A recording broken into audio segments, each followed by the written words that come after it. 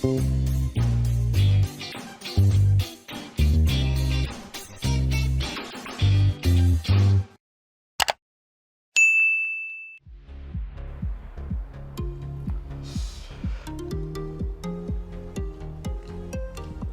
இருக்கு.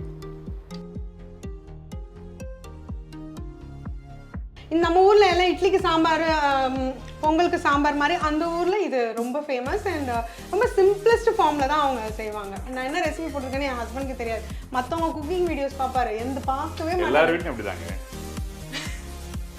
வணக்கம், நான் தான் Shabdina. Welcome back to Shabdina's kitchen. இன்றைக்கி நம்ம சென்னையில் எங்கே போக போகிறோங்கன்னா குளத்தூர் போக போகிறோம். அங்கே பார்த்தீங்கன்னா இந்த கத்திரிக்காய் வச்சு கொஸ்து எப்படி ரெடி பண்ணுறது பார்க்க போகிறோம். ஸோ அது ஆக்சுவலி கத்திரிக்காய் கொஸ்துன்னு தான் சொல்லுவோம். அப்போ சிதம்பரத்தில் கத்திரிக்காய் கொஸ்துன்னு தான் சொல்லுவாங்க. ஸோ அது கொத்து அப்படின்னு நிறைய பேர் எனக்கு கரெக்ஷன் சொல்லியிருக்காங்க. பட் எங்கள் ஊரில் கொஸ்துன்னு தான் சொல்லுவோம். ஸோ அது கத்திரிக்காய் கொஸ்து இன்னைக்கு பண்ண போகிறோம். இந்த கத்திரிக்காய் கொஸ்து பார்த்தீங்கன்னா சிதம்பரத்தில் வந்து ஃபேமஸ், எல்லாருக்குமே தெரியும். சிதம்பரத்துலலாம் வந்து மார்னிங் பிரேக்ஃபாஸ்ட்க்கு வந்து அரிசி உப்புமா இல்ல பொங்கல் கூட இது கண்டிப்பா கம்பல்சரி இருக்கும். இது வந்து ஒரு ட்ரெடிஷ்னலா அந்த ஊர்ல நிறைய பேர் வீட்ல இதை செய்வாங்க. அண்ட் ரொம்ப சிம்பிளஸ்ட் ரெசிபி.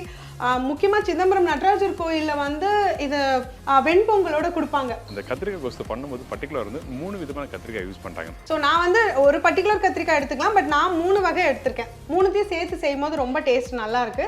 இந்த மெத்தட்ல பண்ற ரெசிபி பார்த்தீங்கன்னா நல்லா தோசை, இட்லி, சப்பாத்தி விட்டு சாப்பிடுறது அந்த அளவுக்கு பிரமாதமா இருக்கும் அப்படின்னு சொல்றாங்க. இந்த ரெசிபி நம்ம சொல்லி தர போறோம் யாரு கேட்டா திருமதி ஷேரன். இவங்களுக்கு வந்து இன்ட்ரடக்ஷனே தேவையில்லை, இவங்களை பற்றி எல்லாருக்குமே தெரியும். அதாவது சமையல் வித் ஷேர்னு சொல்லி இன்ஸ்டாகிராம் பேஜ் இருக்குது. ஸோ அந்த பேஜ் மூலயமா வந்து இன்றைக்கி அவங்களுக்கு தெரிஞ்ச ரெசிபிகள் எல்லாத்தையும் பண்ணிட்டு வராங்க. இந்த மாதிரி ரெசிபிகளை போகிறதுக்கு என்ன முக்கியமான காரணம், அவங்கள யாரை மோட்டிவேட் பண்ண கேட்டிங்கன்னா அவரோட அப்பாவும் ஒரு காரணம். ஏன்னா அவங்க பேச்சு அப்பா பற்றி பேசுவாங்க. எங்கள் அப்பா தான் ரொம்ப முக்கியமானவர். எங்கள் அப்பா பார்த்தீங்கன்னா ஒரு விஷயமாக நுணுக்கமாக சொல்லி தருவார். ஸோ அந்த மாதிரி ரெசிபிலாம் நான் பண்ணிட்டு வரேன். இந்த மாதிரி ஏகப்பட்ட விஷயம் சொன்னாங்க. வாங்க அவங்கள போய் மீட் பண்ணிவிட்டு அதுக்கப்புறம் இந்த ரெசிபி எப்படி ரெடி பண்ணுறான்னு சொல்லி நிறைய விஷயம் கேட்டு தெரிஞ்சு போகிறோம். வணக்கம் மேடம். வணக்கம் சார். எப்படி இருக்கீங்க? குட். நீங்கள் எப்படி இருக்கீங்க? ரொம்ப நல்லா இருக்கும், ரொம்ப சந்தோஷம். ஸோ நான் எப்படி ஆரம்ப காலத்தில் எப்படி ஆரம்பிச்சனோ அதே மாதிரி நீங்களும் பண்ணிட்டு வரீங்க. சூப்பராக பண்ணிட்டு வரீங்க. சமையல் வித் ஷேரன் அவங்க சேனலில் போய் பார்த்தீங்கன்னா உங்களுக்கு தெரியும், ஏகப்பட்ட விஷயங்கள், ஏகப்பட்ட ரெசிபிகளை போட்டு வராங்க. ஸோ நம்மளும் கூட சேர்ந்து பண்ண நல்லா இருக்குமே. இவங்களோட அனுபவம், இவங்களோட எக்ஸ்பீரியன்ஸ், இவங்களோட புது ரெசிபிகள் நிறைய நம்ம கிடைக்கும் சொல்லிட்டு தான் இன்னைக்கு உங்களை தேடி வந்து நான் உங்களோட எக்ஸ்பீரியன்ஸ் உங்ககிட்ட இருந்து நிறைய கற்றுக்கிறதுக்கு தான் இந்த ஒரு ஆப்பர்ச்சுனிட்டியை நான் யூஸ் பண்ணியிருக்கேன். ஆக்சுவலி உங்ககிட்ட இருந்து நிறைய ரெசிபிஸ் நானே கற்றுருக்கேன். முக்கியமாக ஸ்வீட்ஸ் எல்லாம் உங்களை பார்த்து தான் நான் நிறைய அதில் சின்ன சின்ன நுணுக்கங்கள்லாம் நீங்கள் மென்ஷன் பண்ணியிருப்பீங்க. எந்த நேரத்தில் எவ்வளோ சூடாக ஆயில் ஊற்றணும், எவ்வளோ சூடாக நெய் ஊற்றணும், நீங்கள் சொல்ல அந்த சின்ன சின்ன விஷயங்கள் தான் எனக்கு ஹெல்ப் பண்ணியிருக்கு சக்ஸஸ்ஃபுல்லாக அந்த ஸ்வீட்ஸ் வந்ததுக்கு. ஒரு ஷார்ட்லேயே எனக்கு வந்திருக்கு. So I am really happy to work with you. Thank you. எப்படி ஆர்வம் வந்தது சமையல் வித் ஷேர்னு சொல்லி ஆரம்பிக்கிறதுக்கு? உங்களுக்கு யார் ஃபஸ்ட்டு சப்போர்ட் பண்ணாங்க? ஆக்சுவலி இந்த கோவிட் டைமில் எல்லாரும் வீடியோஸ் போட்டாங்க. அப்போ நானும் நிறைய ஃபோட்டோஸ், நிறைய வீடியோஸ் இதெல்லாம் போட்டுட்டு இருந்தேன். ஜென்ரலாக ஃபேஸ்புக்கில் போடும்போது ஃப்ரெண்ட்ஸ் நீயே பேஜ் ஸ்டார்ட் பண்ணக்கூடாது அந்த மாதிரி நிறைய சொல்லிட்டே இருந்தாங்க. நீ பேசாமல் ஃபுட் பிளாகிங் பண்ணலாமே, யூடியூப் ஸ்டார்ட் பண்ணலாமே நான் சொல்லிட்டே இருந்தப்போ ஒரு மோட்டிவேஷன் வந்து ஃப்ரெண்ட்ஸ் மூலமாக தான் வந்துச்சு. ஸோ அப்படியே ஸ்லோவாக நான் என்னோட வீடியோஸ் எல்லாம் வந்து இன்ஸ்டாகிராமில் போட ஆரம்பித்தேன். அதுக்கப்புறம் ப்ராப்பராக ஒரு பேஜாக பண்ணலாம் அப்படின்னு சொல்லிட்டு என்னோட கிளாஸ்மேட்டே தான் அவங்க எனக்கு வந்து சஜஸ்ட் பண்ணாங்க, நீ வந்து இந்த மாதிரி ஸ்டார்ட் பண்ணு, லைக் ஃபுட் பேஜாக மாற்றலாம்னு சொல்லிட்டு என்னோட பர்சனல் பேஜ் அப்படி ஃபுட் பேஜாக மாற்றணும். அண்ட் நல்லா ஸ்டார்ட் ஆச்சு. நிறைய எனக்கு வரவேற்பு இருந்துச்சு. எல்லாரும் மோட்டிவேட் பண்ணதுனால ஸ்டார்ட் பண்ணி அப்படியே எனக்கும் சாப்பிட்றதும் ரொம்ப பிடிக்கும், சமைக்கிறதும் ரொம்ப பிடிக்கும்.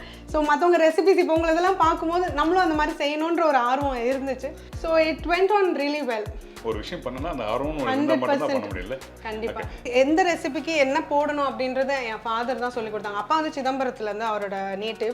ஸோ அம்மாவும் நல்லா சமைப்பாங்க. பட் வெஜிடேரியன் பார்க்கும்போது அப்பா வீட்டில் அதிகபட்சமா சைவம் தான் இருந்துச்சு. ஒரு தாளிப்புல கடலைப்பருப்பு போட்டா அதுல ஒரு மனம் இருக்கும், இதுல வந்து நம்ம தேங்காய் வறுத்து போட்டா அதுல ஒரு மனம் இருக்கும் அப்படின்னு அப்பா தான் சொல்லுவாங்க. இதுல இவ்வளவுதான் புளி ஊற்றணும், இதுக்கு மேல ஜாஸ்தி ஊற்றினா அதோட சுவையே மாறிடும். அந்த மாதிரி அந்த ஒரு கொதில இறக்கணும் அப்படின்றதெல்லாம் வந்து அப்பா சொல்லி கொடுத்த அந்த விஷயங்கள் எனக்கு எப்பவுமே ஹெல்ப் பண்ணிருக்கு.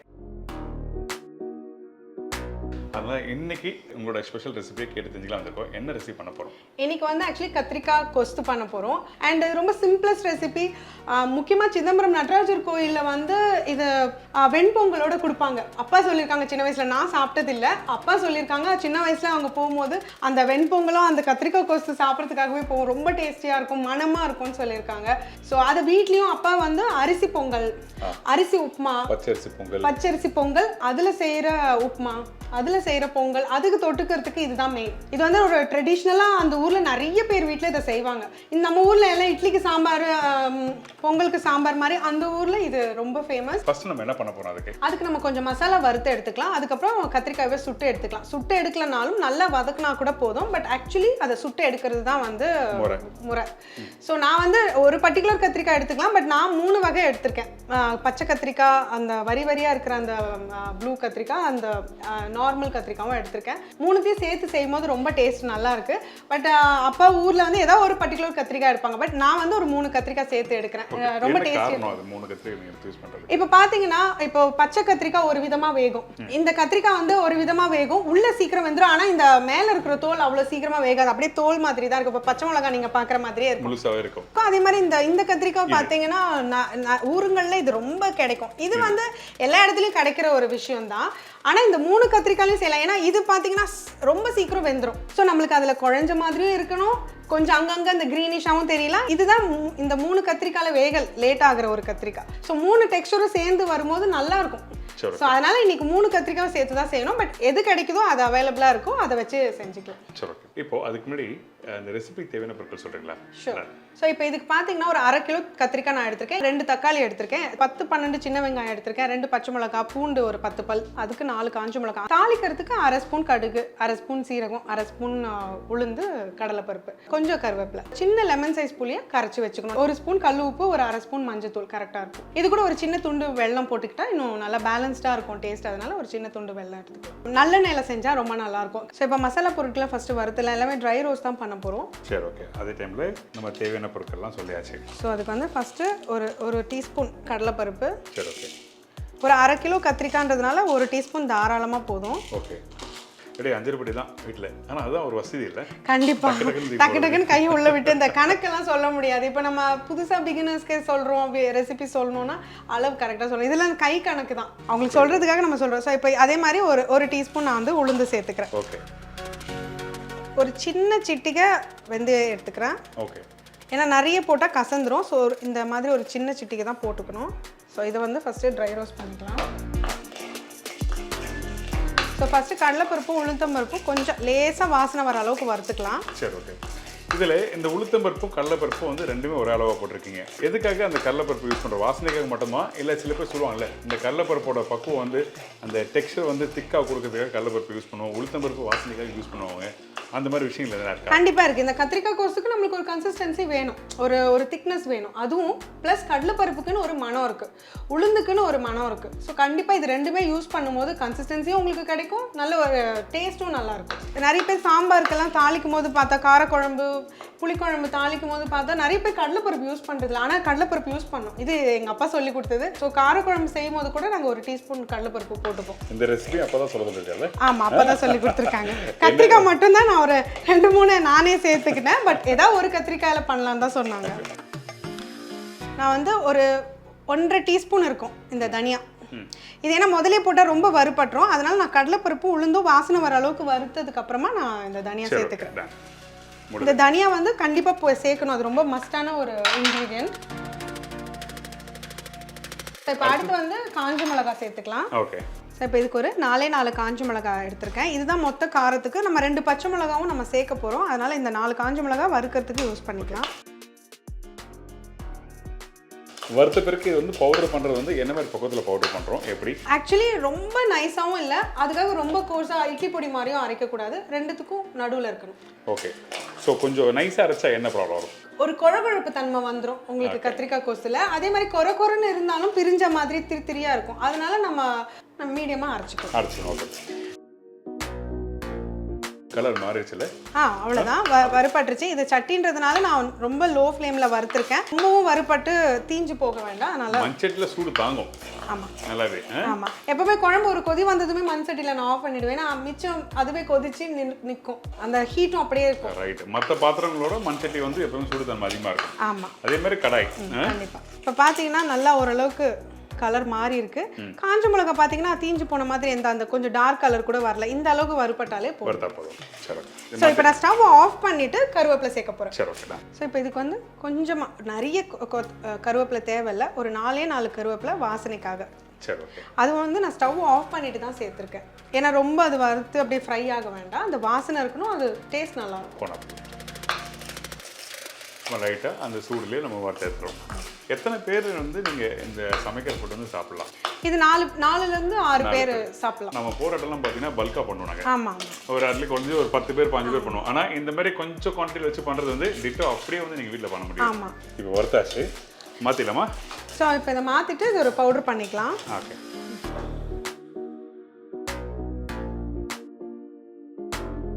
ஸோ இப்போ வந்து இதை வந்து பவுடர் பண்ணிடுறீங்களா? ஆமாம், இதை ஃபஸ்ட்டு பவுடர் பண்ணிவிட்டு அதுக்கப்புறம் நம்ம நெக்ஸ்ட் ப்ராசஸ் ஸ்டார்ட் பண்ணி. இப்போ இந்த பவுடர் வந்து நீங்கள் என்ன மாதிரி பக்குவத்தில் அரைக்கணும் அரைச்சிட்டு காமிங்க, அதே மாதிரி காமிக்கலாம். சரி. அடுத்தது நம்ம என்ன பண்ணுறோம்? அதுக்கப்புறம் நம்ம கத்திரிக்காய் சுட்டு எடுத்துக்கலாம். அதுக்கப்புறமா ஒரு 10 நிமிஷத்தில் இந்த ரெசிபியே முடிஞ்சிடும். சரி, அரைச்சிடலாம். ஓகே.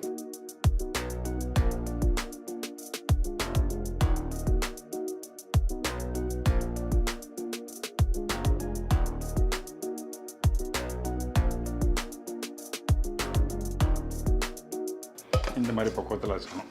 அதாவது ஒரு 80-90 சொல்லுவேன் அந்த மாதிரி. கொஞ்சம் தான் குறைன்னு இருக்கு இல்லைங்களா? ஆமாம், ரொம்பவும் குழன்னு இல்லைன்னா ரொம்ப அந்த கிரேவியே ஒரு மாதிரி குழன்னு கூயியாக இருக்கும். இப்போ இது பார்த்தீங்கன்னா இட்லி பொடி மாதிரியும் இருக்காது, அதுக்கு கீழேயும் அது அந்த ரொம்ப பவுடர் கன்சிஸ்டன்சிலையும் இருக்காது, நடுத்தரமாக இருக்கும். ஒரு 80% அரைச்சிங்கன்னா கரெக்டாக இருக்கும். சரி ஓகே. ஸோ இதுதான் ரொம்ப இம்பார்ட்டன்ட். சமையல் வந்து நானும் கடலைப்பருப்பு போட்டேன், உளுத்தம்பருப்பு போட்டேன், காஞ்ச மிளகாய் போட்டேன்னு சொல்லி வீட்டில் சமைக்காம, ஆனால் இந்த விஷயத்த நுணுக்கமாக பார்த்துட்டு பண்ணால் ரொம்ப நல்லா இருக்கும். ஓகே, அடுத்து நம்ம என்ன பண்ணுறோம்? இப்போ நம்ம கத்திரிக்காய் எல்லாம் சுட்டுக்கலாம். சரி.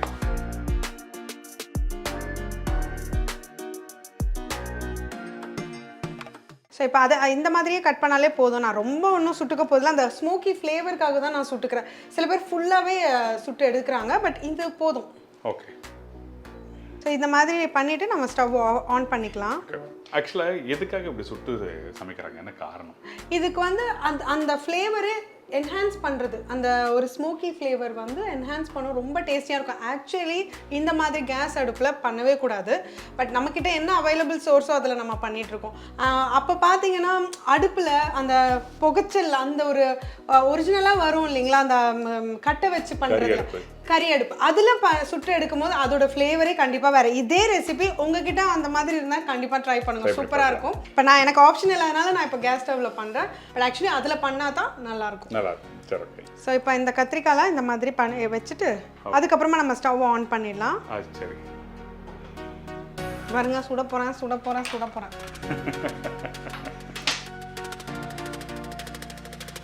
ஸோ இந்த கத்திரிக்காய் சுடும்போது இந்த இடத்துல வந்து நம்ம வந்து எண்ணெய் எதனா போட்டு நீங்கள் சுடுவீங்களா? எப்படி சில பேர் வந்து எதுக்காக நான் கேட்குறேன்னா, அந்த கத்திரிக்காய் சுருங்கிறதுக்காக தோல் வந்து தனியாக வர்றதுக்காக பண்ணுவோம். நான் ஹோட்டல் ஒர்க் பண்ணும்போது இந்த வைகன் பர்த்தா பண்ணும்போது என்ன பண்ணுவோன்னா, அந்த கத்திரிக்காய் வந்து எண்ணெயை வந்து அது மேலே போட்டு வைகன் பர்த்தாக்கு அப்படி தான் பண்ணுவாங்க. இதுக்கும் சில பேர் பண்ணுறாங்க, பட் நான் அப்படியே தான் பண்ணுறேன். ஏன்னா நான் திருப்பி இதெல்லாம் கட் பண்ணி நான் எண்ணெயில் தான் வதக்க போகிறேன், அதனால் நான் இதே மாதிரி பண்ணிக்கிறேன். சரி ஓகே, டன்.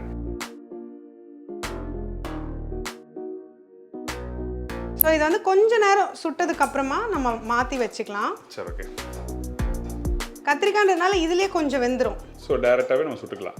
ஆமாம். இந்த கொஸ்து வந்து இப்படி பண்ணால் அது நல்லா இருக்காது, இந்த இடத்துல கவனிக்கணும் அப்படி ஒரு விஷயம் இருக்கா?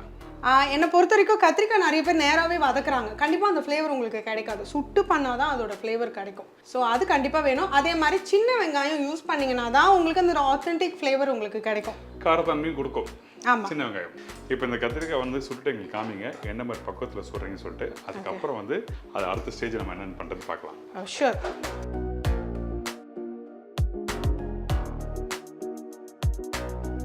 ஸோ நான் சொன்ன மாதிரி பார்த்தீங்கன்னா இப்போ இது பாருங்கள், நல்லா கொலன்னு வந்துருச்சு. இதெல்லாம் நல்லா அப்படியே ஃபேமாக தான் இருக்கும். அதனால தான் நான் 3 விதமான கத்திரிக்காய் எடுத்து யூஸ் பண்ணியிருக்கேன். இது வந்து நல்லா அந்த கூயியாக இருக்கும். இது வந்து கத்திரிக்காய் சாப்பிடும்போது நம்ம கத்திரிக்காய் அங்கங்கே தெரியும், அப்போ நல்லா இருக்கும் சாப்பிட்றதுக்கும். இப்போ இதை வந்து நம்ம ஸ்லைஸ் பண்ணி ஒரு ரஃபாக சாப் பண்ணிக்கலாம். நம்ம வந்து குழச்சிக்கலாம் தேவையில்லை, நம்ம வந்து ரஃபாக சாப் பண்ணிவிட்டு யூஸ் பண்ணிக்கலாம்.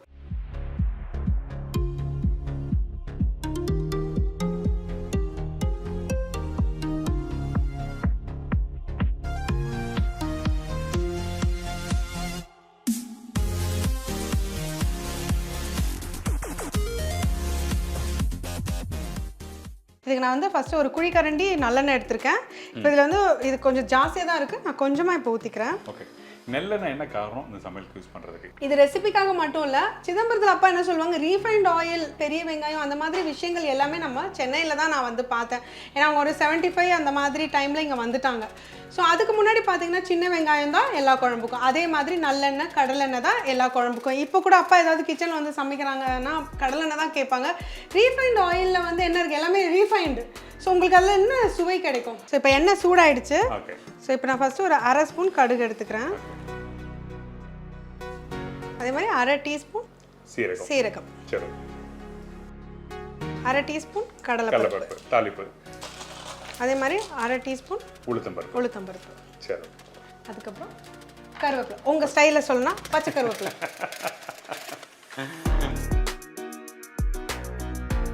ஸோ இப்போ பொரிஞ்சு வந்திருக்கு. ஸோ இப்போ இதில் நான் வந்து ஒரு 10-12 சின்ன வெங்காயம் முழுசாக தான் போடணும். ஆமாம், அது வெந்துடும். ஓகே, கட் பண்ணி போடுறதுனாலும் போட்டுக்கலாம், பட் மோஸ்ட்லி அது வெந்துடும். சரி, ஓகே. அதனால அப்படியே போட்டுக்கலாம். நான் ஒரு 10-12 சேர்த்துருக்கேன். அந்த எண்ணெயோட தன்மை வந்து ரொம்ப ரொம்ப முக்கியம். அந்த எண்ணெய் வந்து ரொம்ப சூடாக்கி போட்டாலும் அதோட விஷயம் போயிடும். ஆமாம், கரெக்டான சூடில் போடுங்க தாளிப்பு. இப்போ இதுலேயே நான் வந்து 2 பச்சை மிளகா எடுத்துக்க போகிறேன். நான் வந்து நாட்டு பூண்டு எடுத்திருக்கேன். இதுக்கு ஒரு 10 பல் நாட்டு பூண்டு யூஸ் பண்ணிக்கலாம். எந்த ரொம்ப சின்னதாக இருக்குது, அதனால் நான் ஒரு 4-5 எக்ஸ்ட்ரா தான் போடுறேன். ஓகே, நாட்டு பூண்டு சேர்த்துக்கிட்டா தான் நல்லா டேஸ்ட்டு கிடைக்கும். ஸோ இந்த சின்ன வெங்காயம், பச்சை மிளகா இதெல்லாம் இந்த எண்ணெயிலே வதங்கிறது ரொம்ப அவசியம். ஓகே. இப்போ உங்கள் ஊரில் வந்து இந்த கத்திரிக்காய் கொஸ்து வந்து ஃபேமஸ் இல்லை, அந்த மாதிரி வேற என்ன மாதிரி ரெசிபிகள்லாம் வந்து சிதம்பரத்தில் வந்து அதிகம்? தேங்காய் திரட்டிப்பால், அது வந்து ரொம்ப ஃபேமஸ். அதுவும் அப்பா தான் எனக்கு சொல்லி கொடுத்தாங்க. ரொம்ப நல்லா இருக்கும். அது ரொம்ப ஈஸியஸ்ட் ரெசிபி, ஆனால் அல்வா மாதிரி இருக்கும். அப்படியே நாக்கில் வச்சா கரைஞ்சிரும். ரொம்ப எல்லாரும் சின்ன பிள்ளைங்கலேருந்து பெரியவங்க வரைக்கும் ரொம்ப விரும்பி சாப்பிடுவாங்க.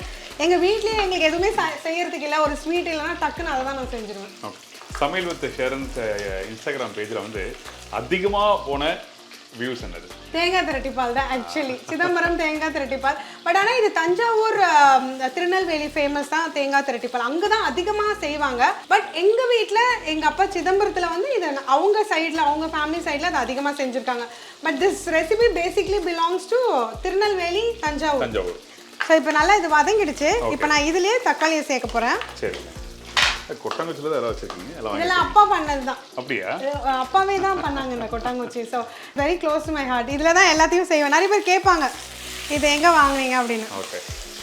அந்த வெங்காயம் கொஞ்சம் முழுசாக தான் இருக்கு. இருக்கு, ஆனால் வெந்துடும். அங்கங்கே இப்போ நம்ம சாப்பிடும் போது கூட அங்கங்கே வேகமாக இருக்கு, அந்த முழுசாக தெரியும். பட் நல்லா தான் இருக்கும். சரி, ஓகே. இப்போ இது நல்லா, இப்போ தக்காளி போட்டதும் நல்லா குழைய வேக விடலாம். ஓகே. இந்த இடத்துல கொஞ்சம் உப்பு மஞ்சத்தூள்லாம் போடுவீங்களா? இப்போ ஒரு 2 நிமிஷம் வதங்கினதும் இப்போ உப்பு மஞ்சத்தூள் போட்டு அது நல்லா மசீர வதங்கிடணும். அதுக்கப்புறமா நம்ம கத்திரிக்காய் சேர்த்துடலாம்.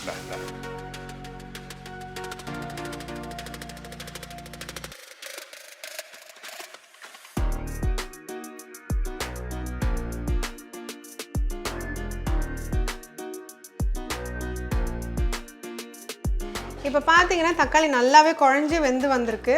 ஓகே. அந்த வெங்காயம் போட்டு அப்படியே 1-2 முழுசா அப்படி தெரியுது. ஆமாம், அதுவும் வெந்துடும். ஆனால் அது சாப்பிடும் போதும் நல்லா இருக்கும். கம்ப்ளீட்லி இப்போவே வெந்தாச்சு. இந்த மாதிரி பக்குவத்தில் நல்லா வதக்கிக்கணும். ஆமாம், தக்காளி வதங்குற பக்குவம் ரொம்ப இம்பார்ட்டன்ட். கண்டிப்பாக. சரி, அடுத்தது இப்போ நம்ம கத்திரிக்காய் சேர்த்துட்டு அதுக்கப்புறம் மஞ்சத்தூளும் உப்பு சேர்த்துக்கலாம். சரி. ஸோ இப்போ நான் இதில் வந்து கத்திரிக்காவை சேர்த்துக்கிறேன்.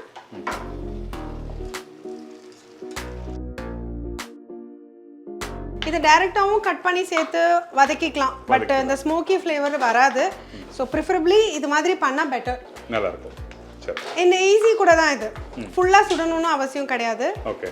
ஆனால் அடுப்பு வச்சு பண்ணுறவங்க விறகு அடுப்பில் பண்ணீங்கன்னா அதுதான் டேஸ்ட்டு. அது எப்படி சொல்கிறாங்க பார்த்தீங்களா? அப்படியே கண்டிப்பாக அதுதான் டேஸ்ட்டு. சூப்பர். இந்த ஸ்டேஜ்ல கொஞ்சமா நம்ம நல்லெண்ணெய் ஊத்திக்கலாம். நல்லா ஃப்ளேவர் இறங்கும். ப்ளஸ் எண்ணெய் கொஞ்சம் குறைவாவே இருக்கு, வதங்கவும் ஈஸியா இருக்கும். வதங்கவும் ஈஸியா இருக்கும். இப்போ கொஞ்சம் குறைவா இருந்ததுனால நான் இப்போ சேர்த்துக்கிட்டேன். இப்போ இதுக்கு வந்து ஒரு டீஸ்பூன் நான் வந்து கல் உப்பு எடுத்திருக்கேன். அப்புறம் உப்பு பத்தலைன்னா லாஸ்ட்டாக நம்ம பார்த்துட்டு சேர்த்துக்கலாம். இப்போ இதுக்கு வந்து நான் ஒரு 1/2 டீஸ்பூன் மஞ்சத்தூள் சேர்த்துக்கிறேன். ஓகே. ஸோ அந்த கத்திரிக்காய் வதக்கிட்டு தான் நம்ம வந்து மசாலா எல்லாத்தையும் போட ஆரம்பிக்கிறோம். இது கொஞ்ச நேரம் நல்லா ஹை ஃப்ளேம்லேயே வேகட்டும்.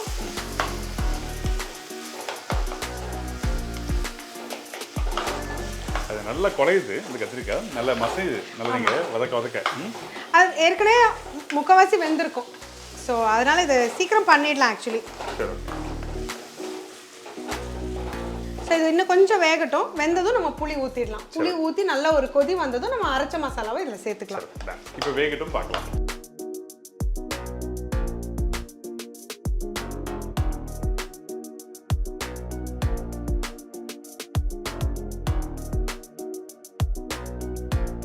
கத்திரிக்காய் நல்லா மசிஞ்சிச்சு. அதே மாதிரி இந்த சின்ன வெங்காயம் பாருங்க, இப்போ எல்லாம் மசிஞ்சு எல்லாம் சேர்ந்து ஒன்றா பிளெண்ட் ஆகி வந்திருக்கு.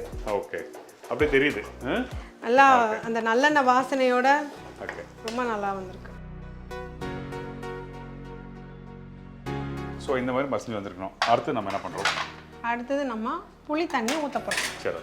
ஸோ இப்போ நான் வந்து ஒரு சின்ன லெமன் சைஸ் புளியை ஒரு அரை மணி நேரம் ஊற வச்சு ஃபுல் எக்ஸ்ட்ராக்ட் எடுத்துட்டேன். சரி, ஓகே. அப்படி உங்களுக்கு புளி பத்தலை அப்படின்னா நம்ம இன்னும் சேர்த்துக்கலாம். முதல்ல நிறைய சேர்க்க வேண்டாம். ஸோ இப்போ அதை ஊற்றிக்கலாம். ஊற்றிட்டு ஃபுல் ஃப்ளேம் வச்சு ஒரு 5 நிமிஷம் கொதிக்கட்டும். ஸோ கொதிச்ச பிறகு நம்ம மசாலா போடுறோமா? ஆமாம் ஆமாம். அதுக்கப்புறம் நம்ம தண்ணி வேணும்னா அட்ஜஸ்ட் பண்ணிக்கலாம். சரி, ஓகே. இப்போ இதுலேயே நான் ஒரு அரை கப் தண்ணி ஊற்றிக்க தான் போகிறேன். ஓகே. அந்த புளித்தூள்னா அந்த பச்சை வாசனை போகணும், அதுக்கப்புறம் தான் மசாலா போட ஆரம்பிக்கிறோம். ஆமாம் ஆமாம்.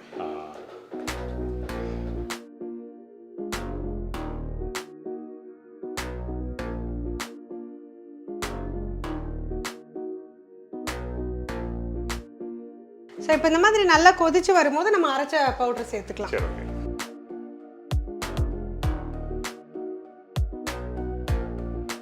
இப்போ பாருங்க நல்லா குழஞ்சு வந்திருக்கு. நான் சொன்ன மாதிரி இதில் குழைவாகவும் இருக்குது, அதே மாதிரி கத்திரிக்காய் அங்கங்கே தெரியுது. அங்கங்கே தெரியுது. ஸோ அதனால தான் இந்த 3 கத்திரிக்காய் நான் யூஸ் பண்ணேன். ஸோ அவ்வளோதான். இப்போ இந்த ஸ்டேஜில் வந்து நம்ம 1 டேபிள் ஸ்பூன் நல்லெண்ணெய், ஓகே, கொஞ்சமாக வெல்லம் போட்டுக்கலாம். ஒரு அரை டீஸ்பூன் வெல்லம் இதுக்கு போட்டுக்கலாம். சரி, ஓகே. அடுத்து இது கூடவே நம்ம வந்து 1 டேபிள் ஸ்பூன் நல்லெண்ணெய். என்ன காரணம்? கடைசி நல்லெண்ணெய், பச்சை நல்லெண்ணெய் கண்டிப்பாக அதோட டேஸ்ட். இப்போ புளியோதரையில் கூட நம்ம செஞ்சதுக்கப்புறம் கடைசியாக 1 டேபிள் ஸ்பூன் நல்லெண்ணெய் போடும்போது ஒரு டேஸ்ட்டை என்ஹான்ஸ் பண்ணும். அது சாப்பிடும்போது அந்த டேஸ்ட் நல்லா அந்த மனம் தெரியும் நமக்கு. ஸோ இப்போ இதுலேயே வந்து கொத்தமல்லி, அவ்வளோதாங்க. கொத்தமல்லி போட்டு ரெடி. அவ்வளோதான். ஒரு 2 நிமிஷம். இப்போ இந்த இடத்துல இந்த கத்திரிக்காய் கொஸ்துல வந்து அந்த பாசிப்பருப்பும் போடுறாங்க சில பேர். ஆனால் இன்றைக்கி அந்த பாசிப்பருப்பும் சேர்த்துக்கிறாங்க, டேஸ்ட்டுக்காக பண்ணிக்கிறாங்க. இந்த பாசிப்பருப்பு நீங்கள் போட்டு பண்ணியிருக்கீங்களா? நாங்களே வீட்டில் அதிகமாக பாசிப்பருப்பு போட்டு செய்வோம். இந்த ஸ்டேஜில் நிறுத்திட்டா இதுதான் வந்து ஆக்சுவல் கத்திரிக்காய் கொஸ்து. பட் நான் வீட்டில் கொஞ்சம் பருப்பு போடுறேன், என்ன பிள்ளைங்க சாப்பிடுவாங்க, இன்னும் டேஸ்ட் நல்லா தான் இருக்கும்.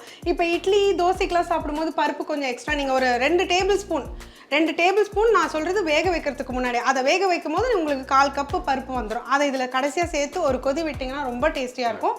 நானுமே வீட்டில் அப்படி தான் செய்வேன். இப்போ ரெடி ஆயிடுச்சு. ஓகே, ரெடி ஆயிடுச்சு. கண்டிப்பாக நான் உங்களுக்கு வந்து சமையல் வித் ஷேர்னு சொல்லி இன்ஸ்டாகிராம் வச்சுருக்காங்க. இப்போ வந்து இவங்களும் நிறைய ரெசிபிலாம் பண்ணுறாங்க. இந்த ரெசிபியும் நீங்கள் வீட்டில் பார்த்து தெரிஞ்சுக்கிச்சுன்னா உங்கள் இன்ஸ்டாகிராமும் ஃபாலோ பண்ணாங்க. அது மட்டும் இல்லை, யூடியூப் சேனல் ரன் பண்ணிட்டாங்க. நல்லா கொஞ்சம் அவங்க பிஸியானதுனால அந்த யூடியூப் ரன் பண்ண முடியல. இப்போ திருப்பியும் வந்து அவங்க ஸ்டார்ட் பண்ண போகிறாங்க. அந்த யூடியூப்போட சமையல் வித் ஷேர், அங்கேயும் சமையல் with share Instagram page, Facebook page போய் பாருங்கள். டக்குன்னு 1 மினிட் ரெசிபி, ஒரு 5 மினிட்ஸ் 10 மினிட்ஸ் இந்த ஈஸி கோயிங் ரெசிபிஸ் கண்டிப்பாக உங்களுக்கு யூஸ்ஃபுல்லாக இருக்கும். முக்கியமாக வேலைக்கு போகிற பெண்மணிகளுக்கு இது ரொம்ப யூஸ்ஃபுல்லாக இருக்கும். ஸோ கண்டிப்பாக போய் சமையல் வித் ஷேர்னை ஃபாலோ பண்ணுங்கள். ஸோ நம்ம பெரும்பாலும் நிறைய இடத்துக்கு போகும்போது அங்கங்கே நம்பர் கொடுப்போம். அவங்க இன்கேஸ் ஸ்பைசஸோ இல்லை வேறு என்ன பொருட்கள் எடுத்தாலும் நல்ல பொருட்கள் உங்களுக்கு காமிக்கிறதுக்காக அவங்க நம்பர் தருவேன், லொக்கேஷன் தருவேன். அது மாதிரி இவங்க பார்த்தீங்கன்னா அந்த இன்ஸ்டாகிராமில் வந்து நிறைய ரெசிபிகளை பண்ணிட்டு வராங்க. எப்படி எனக்கு ஆதரவு தருவீங்களோ அதே மாதிரி இவங்களுக்கும் கொடுங்க. டெஃபினட்டாக யூடியூப்லேயும் சீக்கிரமாக வந்து அவங்க ஸ்டார்ட் பண்ணணும்னு நான் நம்புகிறேன். சீக்கிரம் ஸ்டார்ட் பண்ணுங்க. ஏன்னா நம்மளுக்கு தெரிஞ்ச விஷயம் 4 பேருக்கு ஷேர் பண்ணுறது ரொம்ப ரொம்ப நல்லது. தேங்க்யூ. உங்கள் கூட எனக்கு இந்த ஒரு எக்ஸ்பீரியன்ஸ் வந்து எனக்கு இது ரொம்ப மெமரபிளான ஒரு எக்ஸ்பீரியன்ஸ். உங்ககிட்ட இருந்து நிறைய இன்புட்ஸ் நான் தெரிஞ்சுக்கிட்டேன். அண்ட் உங்ககிட்ட இருந்து இந்த சின்ன சின்ன விஷயங்களை நீங்கள் மென்ஷன் பண்ணுறீங்களா? இப்போ நானுமே என்னோட வியூவர்ஸ்க்கு சின்ன சின்ன விஷயங்களை மென்ஷன் பண்ணி சொல்கிறதுக்கு காரணம் என்ன, எல்லாரும் நல்லா சமையல், சில பேர் பிகினர்ஸ் இருக்காங்க. ஸோ அவங்களுக்கு யூஸ்ஃபுல்லாக இருக்கும். So I'm really happy working with you sir. Thank you so much. சொல்லல சின்ன சின்ன விஷயம் கற்றுக்கிட்டேன்னு சொல்லி சும்மா நான் சொல்லலை, உண்மையாக தான் சொன்னேன். பாருங்க, அந்த பச்சை கருவேப்பிலன்றதை கூட நான் எவ்வளோ ஞாபகமாக சொன்னேன். தேங்க்யூ. ஸோ 100% நானே உங்ககிட்ட இருந்து சில ரெசிபிஸ் கற்றுருந்துருக்கேன். இதுதாங்க சந்தோஷம் உண்மையாகவே. இப்போ நம்ம என்ன ஒரு விஷயம் பண்ணுறோம், அது 4 பேர் தெரிய வருது, 4 பேர் யூஸ் பண்ணுறாங்கன்னா அது கண்டிப்பாக நமக்கு உண்மையாகவே மனசால ஒரு சந்தோஷம் இருக்கும். அதான். தேங்க்யூ. இட்லிலாம் ஊற்றி எடுத்துன்னு வச்சுருக்காங்க நடுவில். அந்த அக்கா வேறு வந்து ஹாட் கேஸில் எடுத்துன்னு வச்சுருக்காங்க. அவங்க ஃபஸ்ட்டே கேட்டாங்க நான் அவங்ககிட்ட, என்ன வெறும் கொஸ்து நான் எப்படி தர முடியும், நான் இட்லியோட தரேன்னு சொல்லி சொன்னாங்க. போதும். சுட சுட சுட ரெடி. எடுத்து போய் சாப்பிடணும். அப்பா, அந்த சாப்பிடும்போது அந்த அந்த புளிப்பு இருக்குல்ல, ஃபஸ்ட்டு டேஸ்ட்டு, காரம்லாம் அப்புறம் தான், சூப்பராக இருக்குது. அடே நீங்கள் சொல்லும்போது அந்த 2 இட்லி சொன்னேன்ல, 3 இட்லி வைக்கிறேன்னு சொல்லி சொன்னீங்களே, இப்போ தெரியுது. இந்த மாதிரி செஞ்சு கொடுத்தா சாப்பிட்டே இருக்கலாம். Very nice preparation, very good. Thank you so much sir. Thanks for first கிளாஸாக இருக்குது. இன்னொரு முக்கியமான விஷயம், சாப்பிடும்போது பார்த்தீங்கன்னா இந்த இடத்துல அந்த வெங்காயம் அந்த முழுசாக தெரியுதா, அந்த வெங்காயத்தில் இருக்க அந்த இனிப்பு தன்மையும் அப்படி இருக்கும். நல்லா சூப்பராக வந்திருக்கு. நைஸ். கொதிக்க கொதிக்க சாப்பிடும்போது ரொம்ப டேஸ்டியாக இருக்கும். First class recipe. இன்னைக்கு புதுசாக வந்து சமையலை கற்றுக்கணும், கிச்சன் உள்ள வந்திருக்கேன் அப்படின்னு நினைக்கிறவங்க வந்து இன்றைக்கி கரெக்டாக ஒரு 4 பேருக்கு சமைக்கிற மாதிரி வந்து ஷாரன் மேடம் வந்து இன்றைக்கி அந்த கடலைப்பருப்பு எவ்வளோ போடணும், உளுத்தம்பருப்பு எவ்வளோ போடணும், கடுகு எவ்வளோ போடணும், இந்த கத்திரிக்காய் எவ்வளோ போடணும், புளி எவ்வளோ போடணும், இந்த அளவுக்கு விளக்கமாக சொல்லி கொடுத்துருக்காங்க. கண்டிப்பாக ட்ரை பண்ணி பாருங்கள். இதே மாதிரி இன்னொரு நாள் இன்னொரு ஊரில் ஒரு புது ரெசிபி சந்திக்கிறேன். நன்றி, வணக்கம். See you. Bye. Take care.